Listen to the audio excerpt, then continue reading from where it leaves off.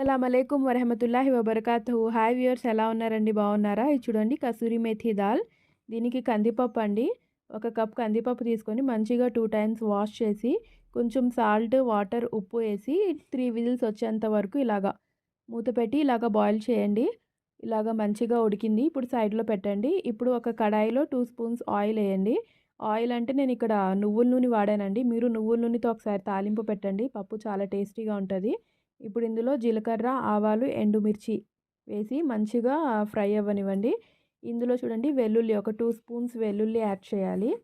కస్తూరి మేథి అంటే ఏమి లేదండి, డ్రై మెంతుకూర అండి. మెంతుకూర ఏదైతే ఉంటుందో అది డ్రై మెంతుకూరని కస్తూరి మేథి అంటారు. అది ప్యాకెట్స్లో ప్యాక్ అయ్యి మనకి మార్కెట్స్లో ఈజీగా అవైలబుల్ ఉంటుంది. ఇప్పుడు ఇందులో కరివేపాకు కూడా యాడ్ చేసి ఒక మీడియం సైజ్ ఆనియన్ కట్ చేసి వేయాలండి. ఇది కూడా మంచిగా రోస్ట్ అవుతుంటుంది. ఇప్పుడు ఇందులో మనం గ్రీన్ చిల్లీ పేస్ట్ వేస్తామండి. రెడ్ చిల్లీ పౌడర్ యూస్ చేయము దీనికి. మీరు స్పైసీ ఎక్కువ కావాలంటే ఇంకొక స్పూన్ ఎక్స్ట్రా యాడ్ చేసుకోండి గ్రీన్ చిల్లీ పేస్ట్. ఇది మంచిగా మిక్సప్ అయినాక మీడియం సైజ్ టమాటో ఏదైతే కట్ చేసి పెట్టుకున్నామో అది కూడా యాడ్ చేయండి. లిడ్ పెట్టి ఒక 5 మినిట్స్ మంచిగా ఇది ఉడికేంత వరకు పెట్టండి. ఇప్పుడు ఇందులో సాల్ట్ యాడ్ చేయండి. నేను ఇక్కడ గళ్ళుప్పు వాడుతున్నాను. ఇలాంటి కూరల్లో కొన్ని వాటిలో నేను గళ్ళుప్పే వాడతానండి, సాల్ట్ తక్కువ. ఇలా చూడండి, ఇలా వేసినాక ఇప్పుడు లిడ్ పెట్టి ఒక 5 మినిట్స్ మంచిగా ఉడికినాక ఇప్పుడు ఇందులో కసూరి మేథి యాడ్ చేయాలండి.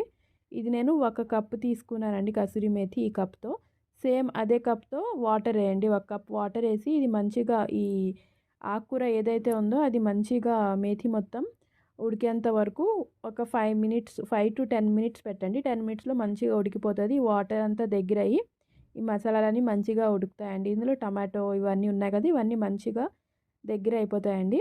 ఇప్పుడు చూడండి, మంచిగా దగ్గర అయినాయి కదా. ఇప్పుడు ఏదైతే మనం దాల్ పప్పు ఏదైతే మనం పక్కన ఉడికించి పక్కన పెట్టామో అది కూడా ఇప్పుడు ఇందులో యాడ్ చేయాలి.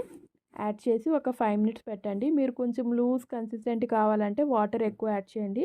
లేదు టైట్గానే కావాలంటే వాటర్ కొంచెం తక్కువ యాడ్ చేయండి ఇక్కడ. ఇప్పుడు దించే ముందు కొత్తిమీర యాడ్ చేయండి.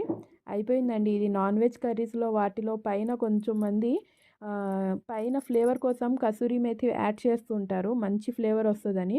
ఇప్పుడు ఇలా ఈ విధంగా పప్పు కూడా చేస్తే చాలా టేస్టీగా ఉంటుంది. మీరు ఒకసారి ట్రై చేయండి. చాలా ఫ్లేవర్ఫుల్గా ఉంటుంది, మంచి టేస్ట్ ఉంటుంది. రోటీలో, రైస్లో, వేడివేడి అన్నంలో చాలా బాగుంటుంది. మీరు ట్రై చేసి కామెంట్ సెక్షన్లో మెన్షన్ చేయండి. అల్లా హాఫీజ్.